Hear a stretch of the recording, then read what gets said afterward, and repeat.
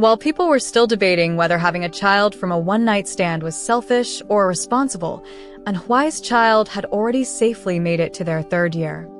3 years ago, at 26, Anhuai was already a senior stenographer. Due to her busy work schedule, she often quarreled with her boyfriend, and eventually, they broke up.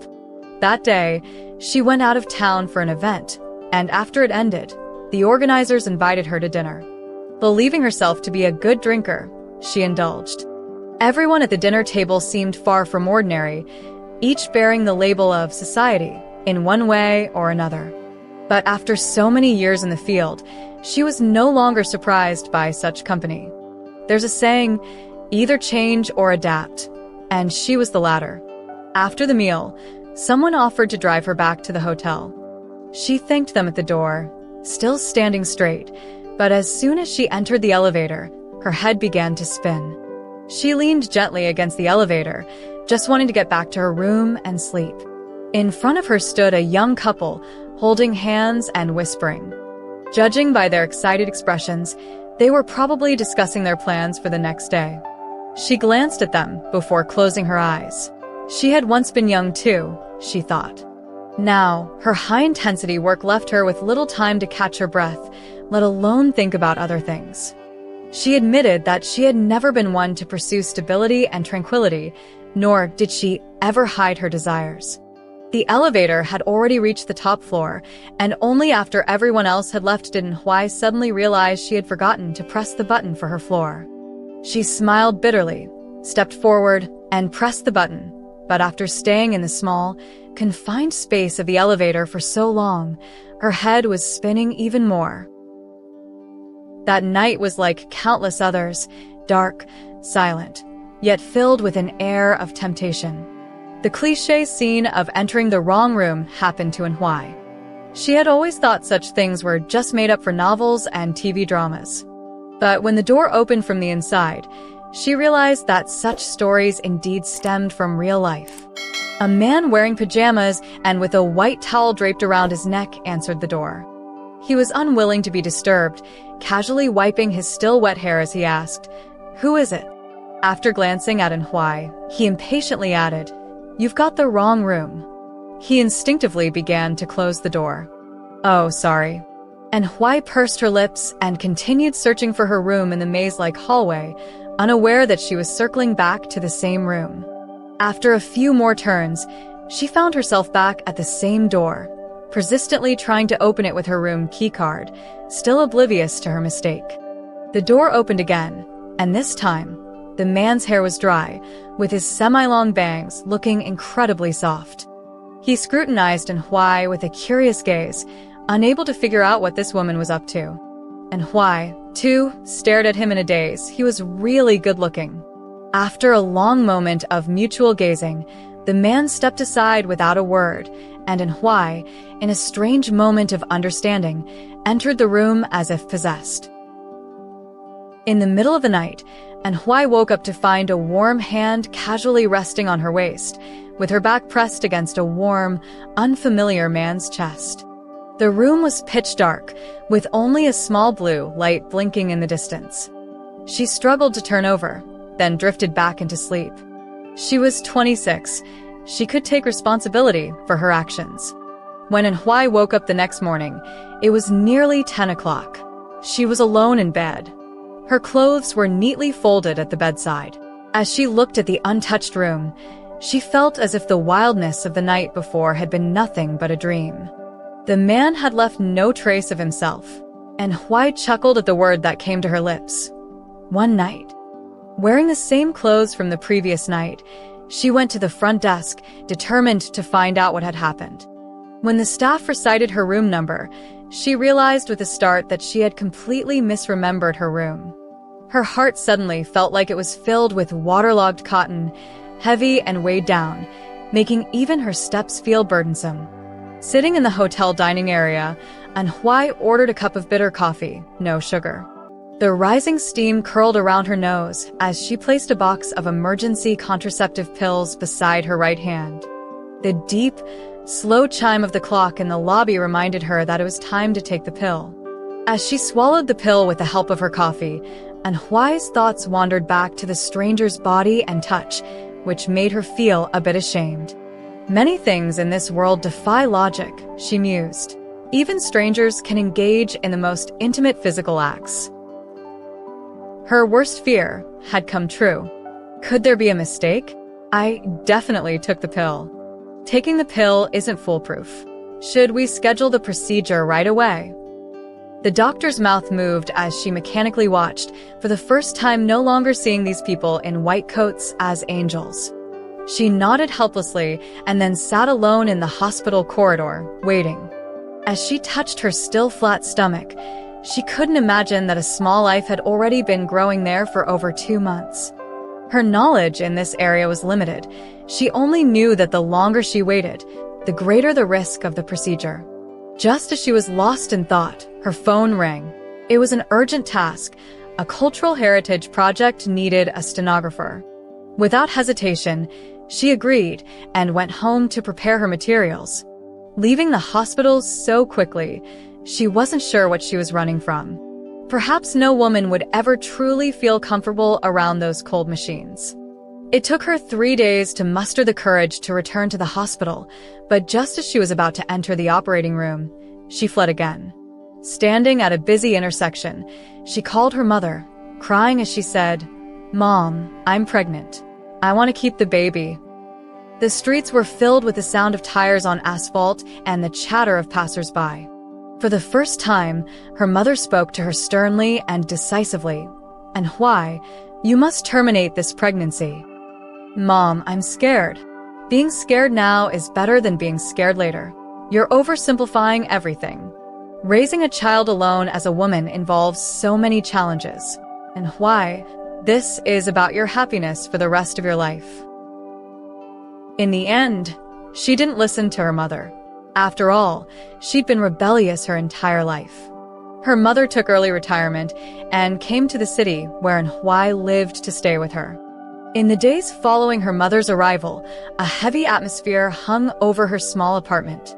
Her mother's eyes were slightly red, but she remained silent. As for Huai, she showed no signs of pregnancy. She ate well, slept well, continued taking on tasks and attending events. Eventually, her parents accepted the situation and began to adapt to their roles as grandparents. But then, Huai started to lose sleep. She wondered if she was being too selfish, so she decided to find the man from that night. She asked a friend in the police department to help her obtain a certificate and then went to the hotel to find out who the man was. But damn it, she had forgotten the room number again, only remembering the floor. The hotel staff looked troubled. "Sorry, our footage is routinely cleared. As for the registration records, we can only access the full list of guests under special circumstances."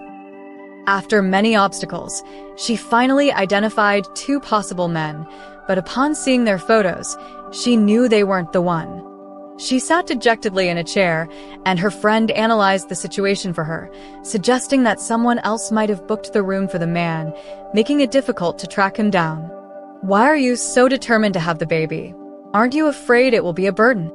But if I terminate the pregnancy, I'll live with guilt for the rest of my life. You don't understand.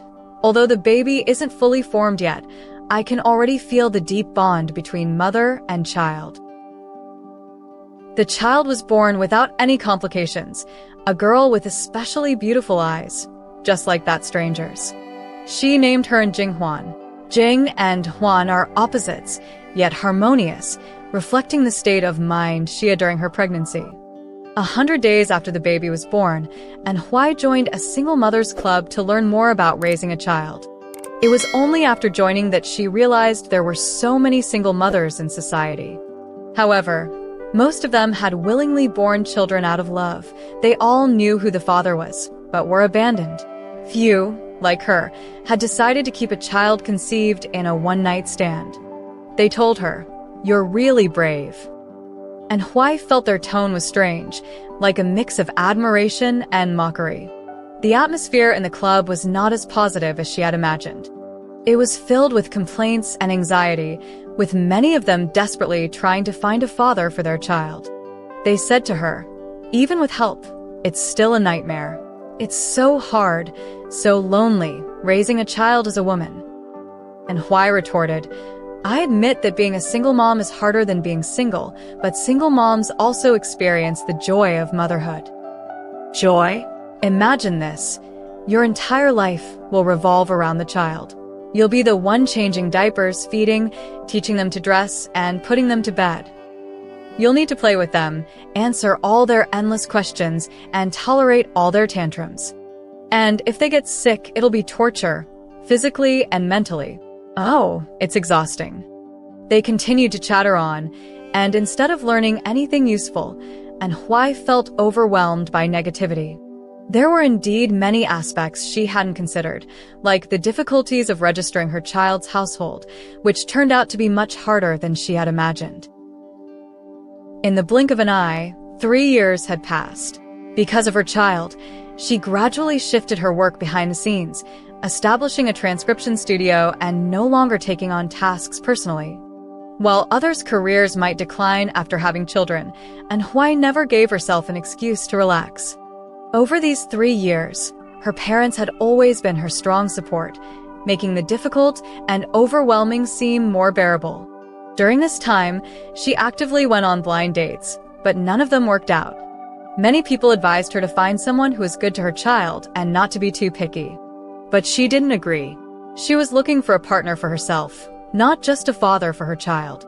Yet, as she talked with one man after another, she began to gradually agree with what her mother had said over the phone years ago, how society devalues women who have had children. And Huai once thought she would always prioritize her career and dreams, dismissing the notions of marriage and family. But now, nearing 30, she realized just how much she longed for a complete family. She couldn't pinpoint when her mindset had changed. In the past, she prided herself on not liking stability or routine.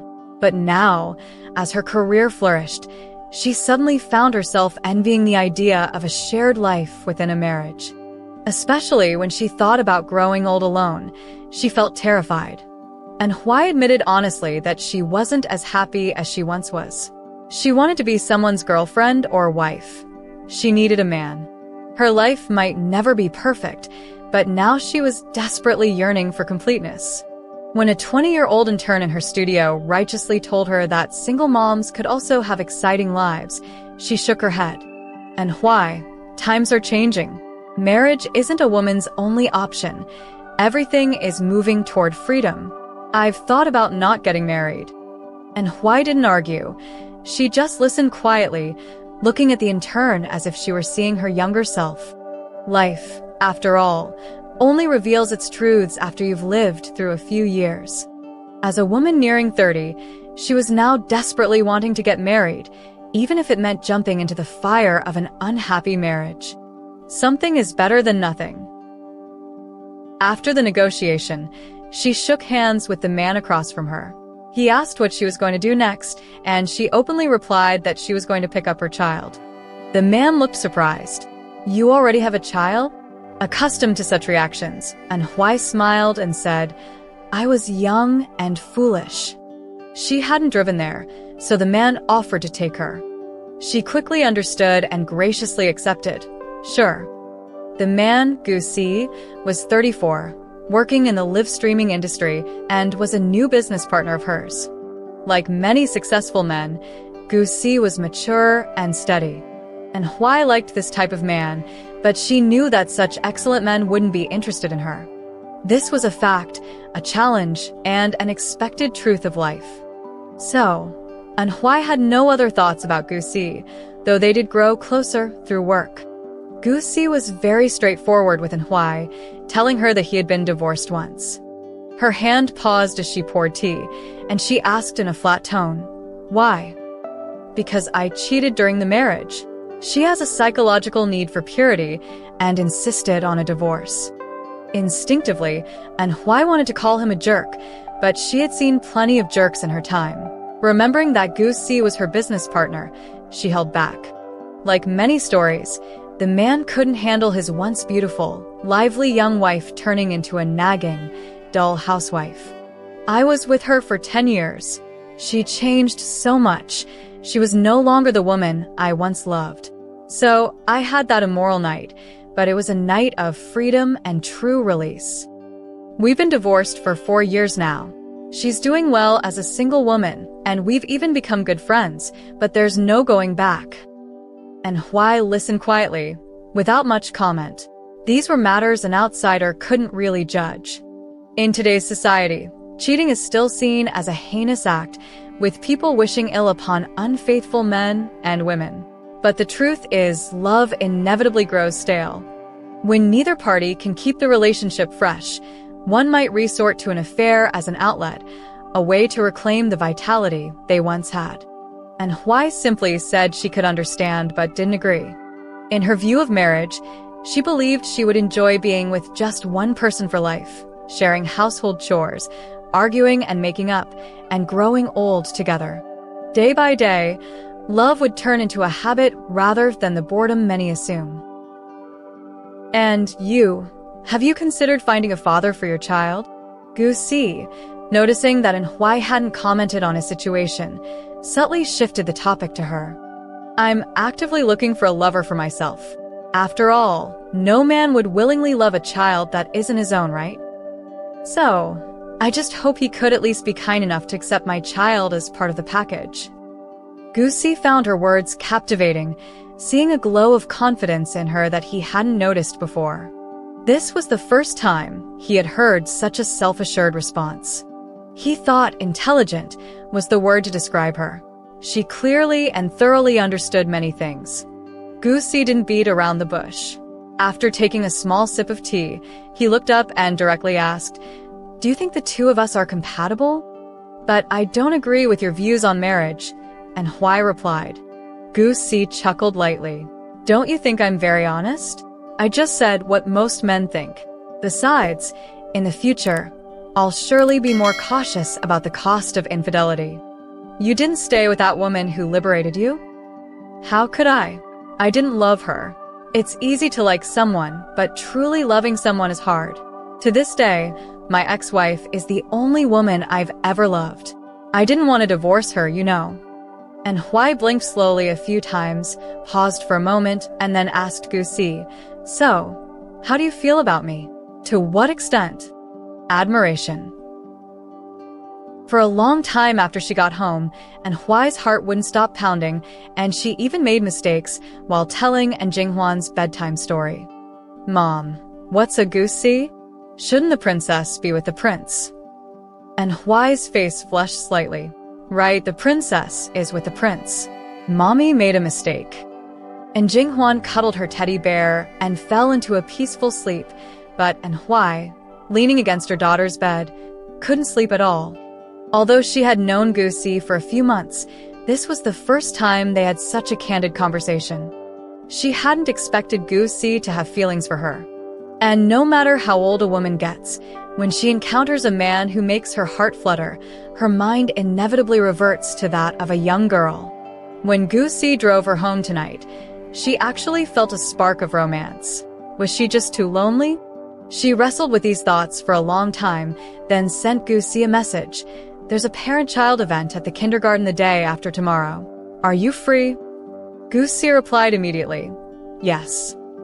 One word, clean and straightforward. The next day, to her surprise, Huai received a package containing 2 tracksuits, one for Yihuan and one for herself, both from a very expensive sports brand. This was Gu Si's first gift to her, and this set of matching outfits filled with love touched her deeply. But what she hadn't anticipated was that when Gu Si came to pick them up for the kindergarten event, he was also wearing a tracksuit. The moment she saw him, she couldn't help but smile in surprise. She thought, he's really a thoughtful man. Gu Si, in his tracksuit, looked even younger.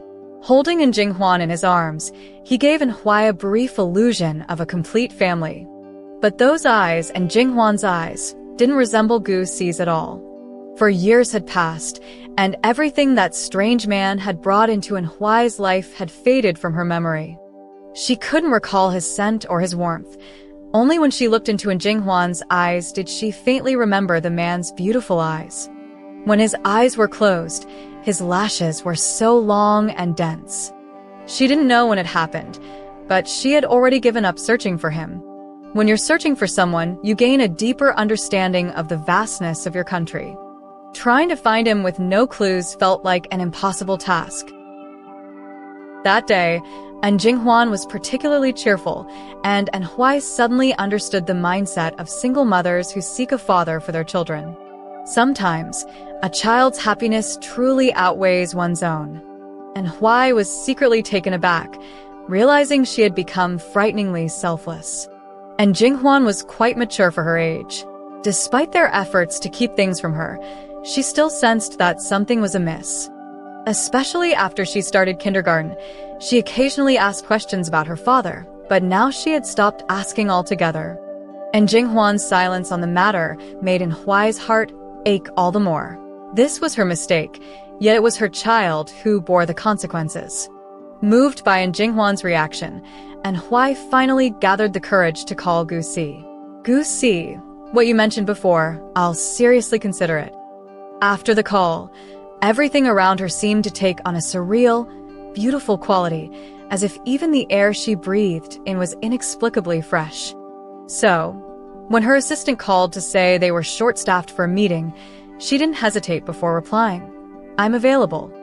But in reality, making decisions when your mind is in a haze isn't the best idea, as Anhui realized upon arriving at the meeting. She was utterly clueless about the subject matter she was supposed to transcribe. She had never even heard of the formulas and symbols they were discussing, let alone knew how to record them accurately. She pulled out her recorder, knowing she would have to spend a lot of extra time researching and organizing the material later. Though she had been a stenographer for 10 years and was more experienced than most, there were still areas she had never encountered. For the 3-hour meeting, she felt as though she was enduring an ordeal. To her surprise, as soon as the meeting ended, they immediately asked her for the transcript. She stammered, saying she still needed to organize it. "No worries, we can handle the organization," they replied. Well, just as she was struggling to respond, a male voice suddenly interrupted. "What's the matter? Where's the meeting transcript?" Following the direction of the voice, Anhui turned and was stunned the moment she saw the man. She had thought she'd forgotten the details of his face, but it turned out she could remember everything so clearly. It was evident that Chengdu recognized her just as quickly, but neither of them revealed their emotions. Following Chengdu into the office, she uploaded the meeting notes to his computer. "I didn't prepare in advance, so I missed some technical terms," she admitted honestly. "I recorded the meeting." Chengdu glanced at her briefly, then said nothing, simply scrolling through the document. It wasn't until he reached the end that he remarked, almost nonchalantly, "So, you're a stenographer." His words sent Anhui's heart racing. He was acknowledging that he knew her. But before she could say anything, Chengdu continued, "There aren't many gaps. The higher-ups are in a hurry to get this. Why don't you stay and help me make some edits?" They were sitting very close to each other, both staring at the computer screen, their faces almost touching. Anhui tried to remain calm, but her breathing had already become erratic. Just then, the office door suddenly opened, and the crisp sound of high heels tapping on the floor echoed through the room. Anhui looked up and saw a young woman's face, her demeanor more fitting of a shrew. "Chengdu." The woman stormed around the desk, yanking Anhui aside, and raised her hand to slap Chengdu. Chengdu caught her hand midair, his voice laced with irritation as he said, "What are you doing?" "I'm working." "What kind of work requires you to be face-to-face like that?" the woman demanded. "Can't you see? We're editing a document," Chengdu replied, clearly annoyed by her unreasonable outburst. So, Anhui found herself an unwilling audience to a drama. The woman yelled that she wanted to break up with Chengdu. To her surprise, Chengdu didn't try to stop her at all. Even after she stormed out, he made no move to follow. Chengdu turned to Anhui and said, "Let's continue." "Is she going to be okay?" Anhui asked, concerned. Chengdu shook his head with a faint smile, saying something cryptic. "Being with someone you don't love is tormenting." Anhui wanted to ask more, but Chengdu was already deeply absorbed in his work. Over half an hour later, they finished editing the document. Chun-du called in his assistant to deliver the file to his superiors. As Hwai tidied up her equipment, Chun-du waited patiently. Once she was done, he asked, "There are a few more sessions tonight. Are you staying to record them?" She smiled and replied, "No, I was just filling in for someone today. If I stayed, I'd only cause more trouble." She expected Chun-du to continue the conversation along those lines, but instead, he abruptly asked, "Are you married?" while glancing at her bare fingers. Thankfully, Hwai reacted quickly, answering decisively, "No," before asking in return, "What about you?" Chun-du shook his head. "No, but my family is pushing hard. They're getting older and want grandchildren." Her heart tightened as she thought silently, "I've already given them a granddaughter." But everything was still uncertain, so she wasn't going to say anything. Then, before she could finish, her phone rang. It was a call about work later that night. The person who was supposed to come couldn't make it, so they asked if Hwai could find a replacement. Chun-du overheard the conversation and looked surprised. "You're Hwai? The Hwai studio is yours." Hwai nodded, unable to deny it, and suddenly felt an urge to stay and work that night. Before meeting Chun-du, she thought Gu-si was the one she wanted most. But now she realized her feelings for Gu-si were more about suitability, while her feelings for Chun-du were pure affection, independent of any external conditions. Like the first time she met him, she felt a deep, unreserved attachment. Hwai asked Chun-du for a few professional books, but he candidly offered to teach her instead. Chun-du's ability to explain things and his logical thinking were impressive. Under his guidance, she gained a general understanding of their field, but she couldn't shake the feeling that the office was filled with an undercurrent of ambiguity. Was it that hearing his voice and feeling his presence made her overthink things? He was indeed a handsome man, and his simple, direct appearance alone was enough to make her fall for him. She suddenly recalled a story where the female lead told the male lead's parents that she was infatuated with his looks after they tried to bribe her to leave. "What are you smiling about?" Chun-du's voice pulled her back to the present. Embarrassed, she smiled. "Nothing, just didn't expect you to still look so young after 4 years. How old are you?" 30 exactly. "And you?" "Same here, October birthday." "June," Chun-du replied. She quickly calculated in her head and realized he was just 4 months older than her. The two of them continued chatting like new acquaintances, starting with the most basic topics. Despite having had countless business meetings, none made her as cautious as this one. She was terrified of saying the wrong thing. "I looked for you afterward, but didn't have any luck," Chun-du said, his tone tinged with regret. Her heart skipped a beat. "Why were you looking for me?" "I'm not the kind of guy who plays around. The risk is too high," he replied. "So you're saying I'm an easy woman?" she teased, making Chun-du burst out laughing. That night, after finishing her work and returning home, Hwai sent a message to Gu-si. "I met Yihuan's biological father today." As soon as the message was sent, Gu-si called her. Without hesitation, Hwai told Gu-si everything. "Do you know what his intentions are?" Gu-si asked. "Not yet, but some things he said really made me think," Hwai replied. Gu-si generously wished her luck. "Good luck." After hanging up the phone, Hwai lay in bed, unable to sleep. The night was cool, making her more aware of his warmth. Seeing him today brought back vivid memories. He had said that he looked for her too. If they had found each other earlier, would everything be different now? Hwai couldn't figure it out, but she vaguely knew that their reunion was a special favor from fate, and she needed to seize the opportunity. The following week, Hwai was constantly busy, and she couldn't find a suitable excuse to see Chun-du, so she kept delaying it. It wasn't until Friday night, when Hwai went to pick up Yihuan from kindergarten, that something changed. Halfway there, her assistant called asking for some documents, Hwai remembered that she had locked them in her desk drawer. "Wait a moment, I'll grab them from the office." After picking up Yihuan, Hwai drove to her studio. She had never brought Yihuan to her workplace before, and not many people knew she had a child. As Anhui walked into the office, holding in Yihuan's hand, she bumped straight into Chendu, who was waiting for her. Mr. Chen said he had something to... The assistant's sentence trailed off as she sensed the unusual atmosphere. She looked at the three of them curiously. Anhui and Yihuan were wearing matching light pink outfits, looking particularly harmonious together. Chendu couldn't take his eyes off Yihuan, while Anhui anxiously watched him. The assistant gulped and quickly excused herself. I'll leave you to it. For a long moment after the assistant left, the office remained steeped in silence. Chendu studied Yihuan intently, a strange feeling welling up inside him. It was Yihuan who finally broke the silence, completely unaware of the tension in the room.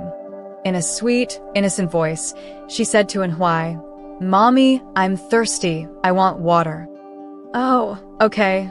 Mommy will get you some." "Anhui, don't you think you owe me an explanation?" Chendu asked. They were sitting across from each other in the revolving restaurant atop the city's tallest building. The exquisite food was neatly arranged on small plates, but neither of them had the appetite to touch it. Anhui didn't want to keep hiding the truth from him anymore. "It's exactly as you think. How could you be so reckless, not thinking about the consequences?" "I didn't think. Did you think that night?" Anhui's retort left Chendu speechless, and he could only sigh helplessly. Chendu looked at the woman before him, recalling the amazement and joy he felt when he first met her, now mingled with admiration and respect. Although 4 years had passed, she still seemed to be exactly the type of woman he liked. When Chendu was 26, he, like many others, had stopped believing in love. But that night, it was as if he was under a spell, and for a long time afterward, he almost believed that love was just impulsiveness.